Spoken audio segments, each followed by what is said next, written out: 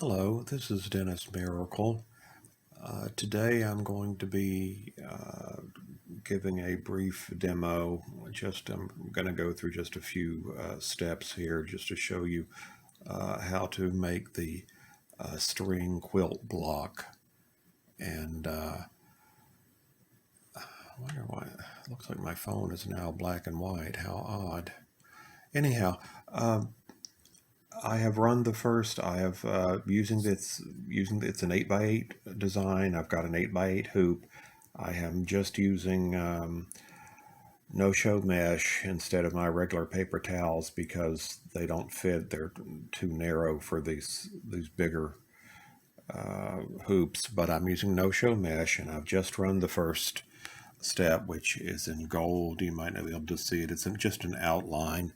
Like all of my designs start, and I'm going to use a piece of batting and cover the outline and run the next step, step 2, which will sew the batting down. So let me do that and I'll be right back. Okay, and I'm going to run step 3 also, which is going to be the just showing you where all the lines will be to place the fabric. So let me do that. All right, you can see where the placement lines are, and you see that they're not. From what I understand of string quilts, they're not necessarily the same size. They're different size pieces, or that you can put down. And now, as you can see, we're on step 4, and you can see the first piece of fabric is this top left-hand corner. So it's just a little tiny wedge shape, triangle, kind of a triangle shape. And so I'm going to place this little piece of pink fabric over that and put this in the sewing machine and sew that down. Okay, you can see that it was just big enough piece to actually work right there and leave a little areas. If you've done any of my blocks up to this point, you know that I say to leave at least a quarter to really a half inch out here in the what I call the margins, which is anything outside of the design itself on the edges. So what we do now, just like the other blocks we make, you take and you cut right in from the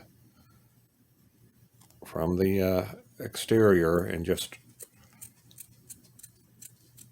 cut this off like I've just done. And you don't have to be so careful with trimming it to the right down to the quick, you might say, because the next thing we're going to do is we're going to look at our screen and see a line is going to be sewn right here basically. So grab and this is our next, this little rectangular shape here is our next piece of fabric. So we need something at least that big. So I'm going to grab this long piece of fabric here that looks like it's about 2 inches long or 2 inches wide, and I'm going to place it right against the edge here of this piece of fabric. So sewing this one down, this is the only one we do in this particular way where we sew it, and you sew whatever fabric that you're using face up. So had this been a patterned piece of fabric, you would have sewn it face up. So the next piece of fabric, though, you're going to make sure you've got enough. I'm going to cut it. Let me cut this off. It's too long. Okay, did that happen? No, it didn't. Okay, I'm going to take this little piece of fabric and place it right here on that line, even with this first piece of fabric, face down. And make sure you look on both sides, because if I leave it like this, when it gets flipped over, it'll be sewn down, then flipped over. I'll have missed this little area here, so make sure that it's wide enough to cover. Let me see, and that's just wide enough. Boy, I cut that good. Okay, so you've got this edge to edge, the top piece of fabric and the fabric underneath, edge to edge. So stick this in your machine and sew down the next step, and let me do that. Okay, now we see this piece of fabric. We see that it's been sewn down. It's probably only an eighth of an inch over here on this side. I didn't have it pulled down far enough, but it'll be okay. We then take it and fold it down and use your fingers, or if you have a iron handy, which I do, I'm going to I'm going to iron that down so there's a nice crease. Okay, so now we stick this, let's look on our screen here, and it is going to sew this piece of fabric down starting right here and then across like this and up and ending over here, or maybe the reverse of that. I'm not sure which way it's going to go. But anyhow, stick this back in your machine and let's run this step number 6. Okay, that's been sewn down, and you can see where it has been sewn right through here. So we're going to take our scissors and I'm going to come in at an angle here like this and see if I can do this one-handed.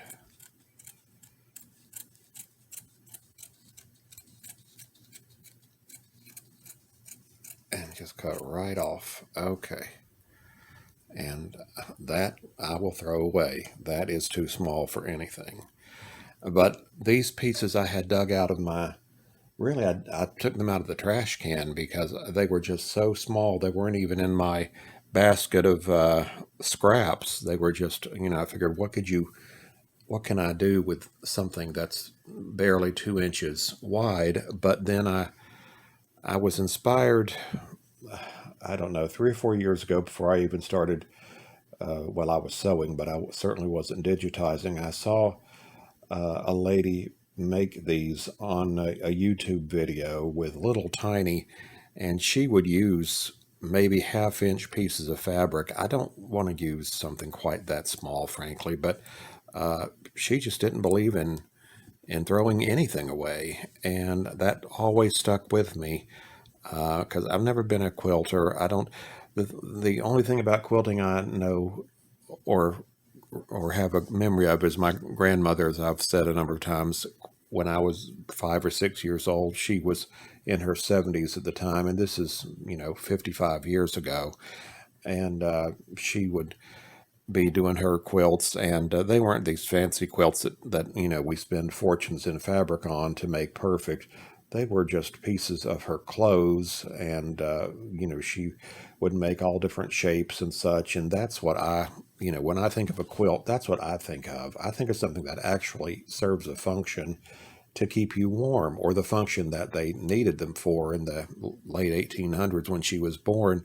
So that's kind of what inspired me, and seeing this lady on YouTube make these, and I just said, oh, well, I'm going to give that a try because I really think that's cool to use what we have and don't throw it away unless it's just so small it's unusable. So anyhow, I digress. So let's grab us another piece of fabric. Now we need one that's to go right here. And okay, I know I've got. Let me see. Okay, here's a pretty piece of. There's a piece of fabric that's not a solid. Of course, this wasn't a solid either. But I'm going to use this, and I'm going to place it. And let me get the end that's straighter. As I said, place the fabric right up against the edge of the fabric you have just sewn down, making and right side down, making sure that it will cover on this side and on this side when you fold it down. So anyhow, I'm going to sew this one down and we'll see how it looks. All right, I have sewn that piece down, as you can see, so I'm going to flip it over and give it a hand or a finger pressing, and then take my iron and press it down.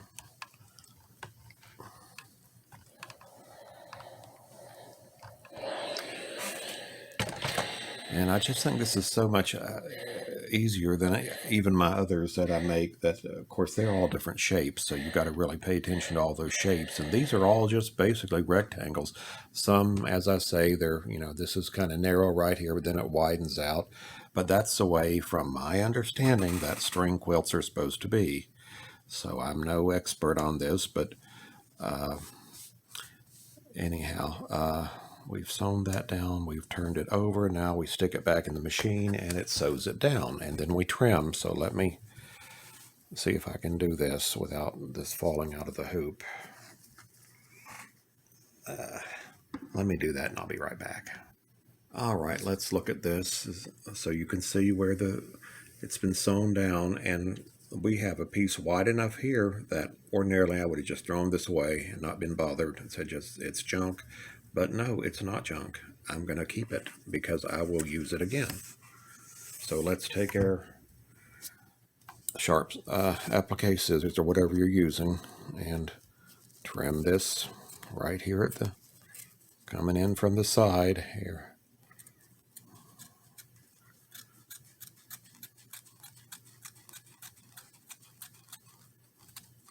Okay. Trim right off there like that. And that's kind of sloppy, but guess what? It doesn't matter because we're going to place our next piece of fabric wherever that may be. Let's see if this will do it. No, I don't know. That won't quite do it. I know this big long purple piece will, so let me place it face down right over this piece of fabric. I'm going to have to set the phone down to do this, but because I'm not going to need to cut this piece of purple fabric. But anyhow, face down and have it edge to edge with this. And it's going to be covered, but still that's going to bother me. From doing the others that I do, I'm going to have to trim this because I just don't like the way that looks. Okay, that's a little better. All right, okay. Let me set the camera down and I'll put this next piece of fabric on. I'm going to put it, as I said, face down right up against the edge of this fabric and put it in the machine and sew it down. So I'll be right back. And let me preach again before I do that and make sure again that you have enough to cover over here, which I do, but I started to put it about right here, and then I got to watch myself because I'm bad at this. I'm not used to watching so closely to make sure that both sides it's covered. So anyhow, let me sew it down. I'll be right back. Okay, you can see where that is sewn down, and I'm gonna have to take it out. It's just too big a piece of fabric to mess with. I'm gonna fold it over as I have done and put it back in the machine, and then I'm gonna take it and iron it down. Let me put the phone down.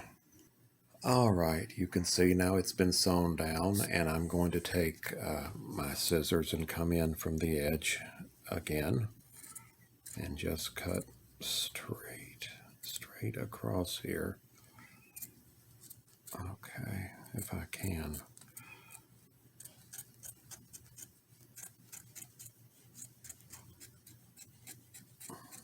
This is not easy doing this one-handed and straight off. All right.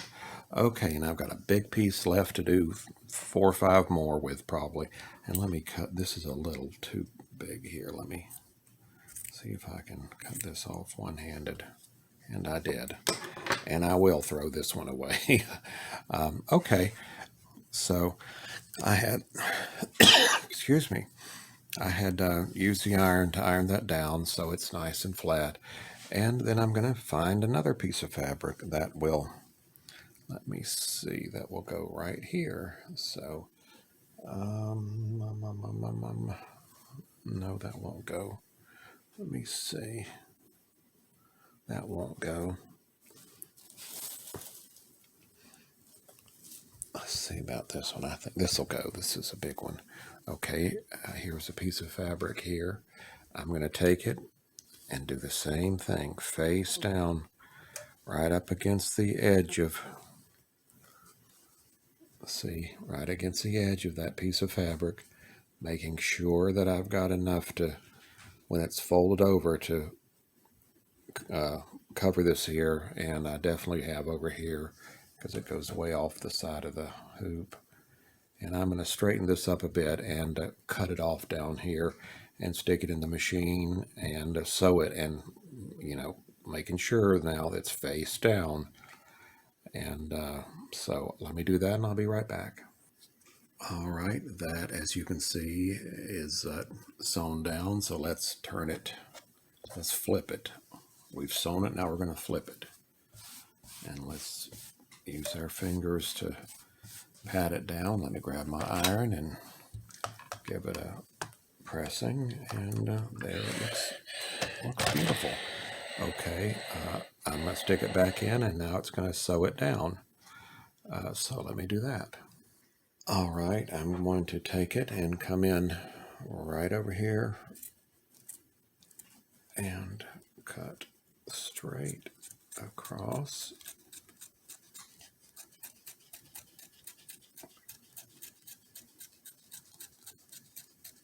And right off. And there again, I got to get large. I got this, we can use that again. And I'm going to take my scissors here and cut this off just a little bit. And throw that away too. That's too small to keep, at least for me. So we're moving on down through here. We got 5 pieces down, and I'm going to find another piece of fabric that, well, let's see if this will, no, it's still not. Oh, how about this orange piece? Oh, here's an interesting piece of fabric here. Let me, like I say, I know this was in the trash can because I would not have thought I could ever use it. And it's just about, well, it's usable. I'm going to place it face down, and there we are. Okay, face down and edge to edge. And while I can see that on both sides, I've got enough over there and I've got enough over here, and so I'm going to sew that down. Be right back. All right, I'm going to take and fold this over. You can see it's been sewn down. And ooh, it is just big enough to cover this. So let me use my iron and okay, and sew this down. So I'll be right back. All right, you can see that actually there was plenty of room. That's at least 3/8 of an inch at the narrowest part, and 1/2 inch to 3/4 of an inch over here on this side. Let me take my scissors, and I'm going to put the phone down, but I'm going to come in straight or at an angle right here and just cut it right through here and then right off. So let me do that and I'll be right back. Okay, I've trimmed that, as you can see, and I'm going to take, I've got this piece here we used earlier. I'm going to take and use it again. It'll just fit here. So face down on top of this one that's already there, making sure the sides are plenty enough to cover. And I'm going to sew this down and fold it over, so I'll be back in a moment. All right, it is sewn down as you can see, and I'm going to take and fold it down and get out my iron, or reach and grab my iron, and okay. All right, and then I'm going to sew it down, so I'll be right back. All right, you can see it's been sewn down, and I'm going to do as I've done before, come in with my scissors. I'm going to come in, how do I do this? Okay, I'm going to come in right here. I don't want to disrupt, don't want to cut this here, don't want to cut this here. I'm going to come in at an angle right here and cut this part off.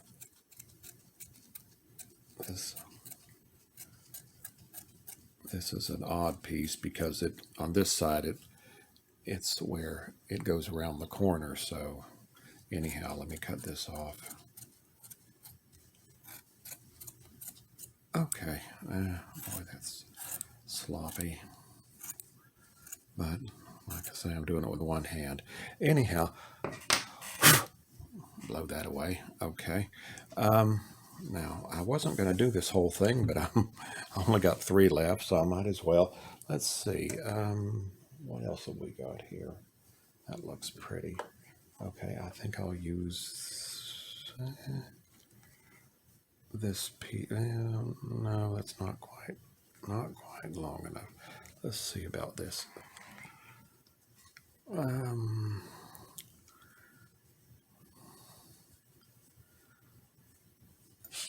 Okay, yes, this will work. So you put it right side down, and I'm going to sew that down. I'll be right back. Okay, I'm going to take and fold this down like so, and get my iron it down. Okay, and now I'm going to sew it down and trim it, so I'll be right back. All right, now you can see that it has been sewn down. This is a little weird here. I'm going to take and trim this. It doesn't, we don't need that long piece hanging on there. And then cut right across here.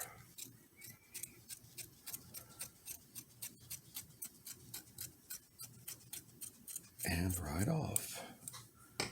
Let's see, how does that look? Okay.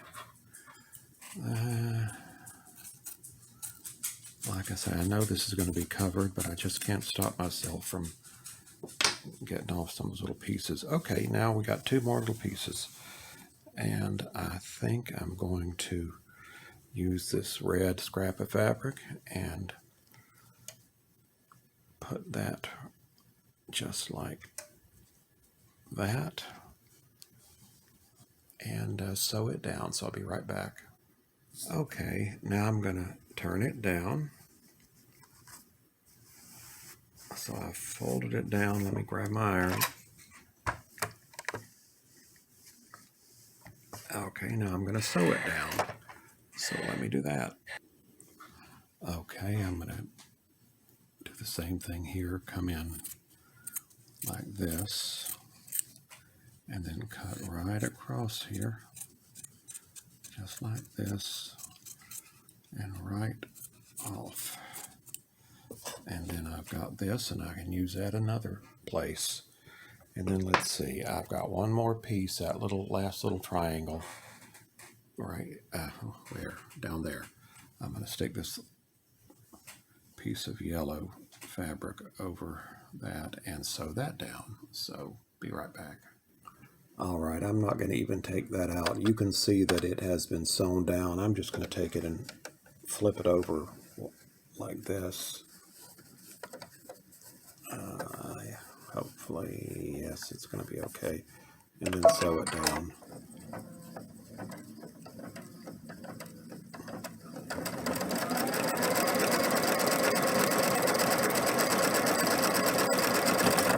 All right.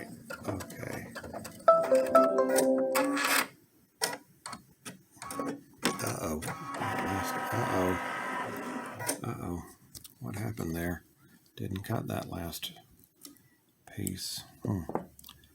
All right, I'm going to take this out of here. Don't know why that happened, but it did. Let's see.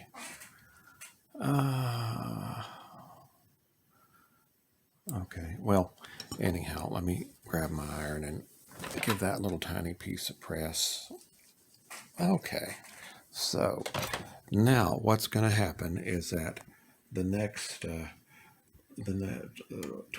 step 23 is going to just sew all the way around and tack all these pieces down again, all around all four sides.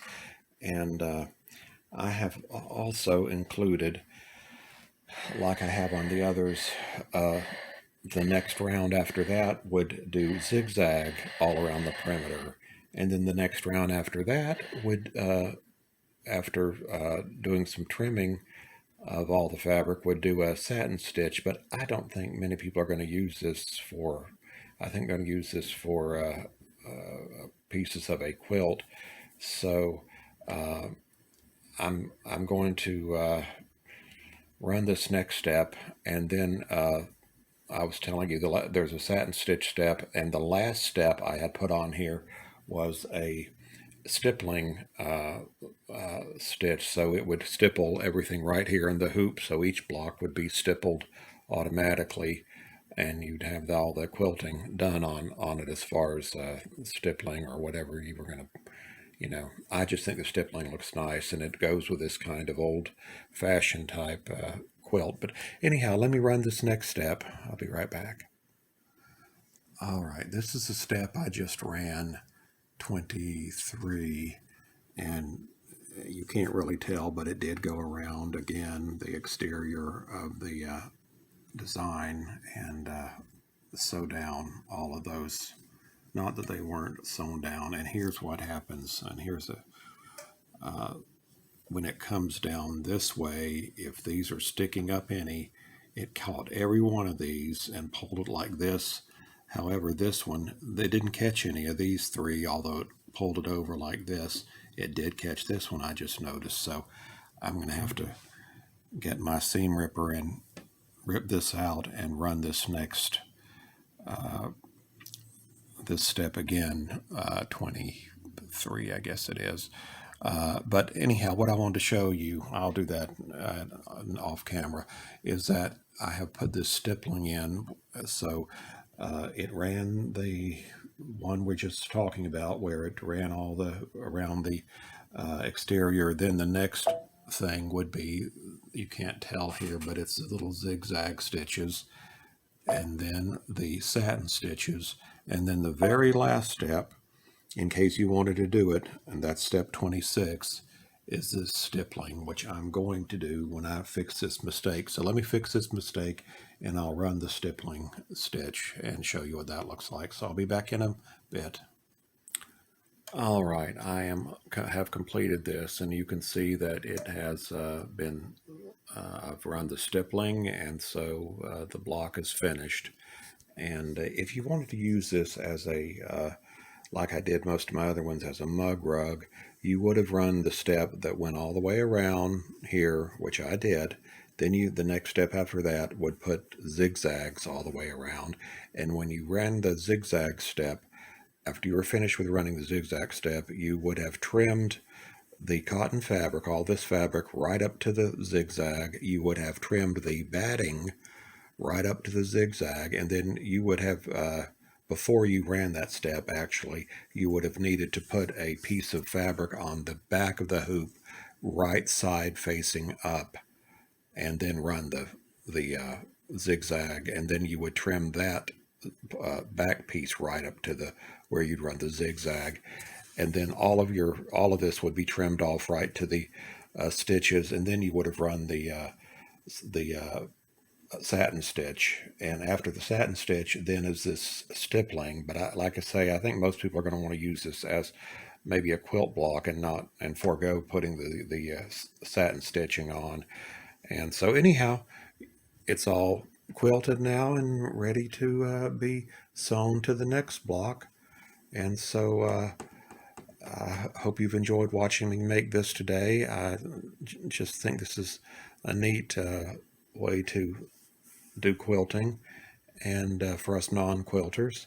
And I'm going to take and I'm going to trim this down to about a quarter to maybe 3/8 of an inch all around here. I got real close up here, so there's not much to trim, but that's why you got to watch it.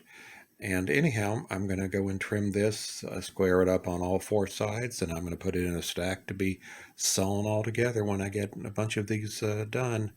And anyhow, so I hope you've enjoyed watching me make this. And if you get the design, I hope you enjoy making this as much as I've enjoyed it. And just want to thank all those who continue to support me with words of encouragement and their purchases, because it means so much. And anyhow, I'll be back in a few days with another. I've made 27 of my crazy quilt blocks, and I think I have put out 10, so I've got at least 17 more to get put out, and I'm going to do at least 30. So, and I may do on into, hundreds of them. I don't know, of my regular crazy quilt blocks, because I do love making those. So anyhow, thank you so much. Have a great rest of the week. Bye bye.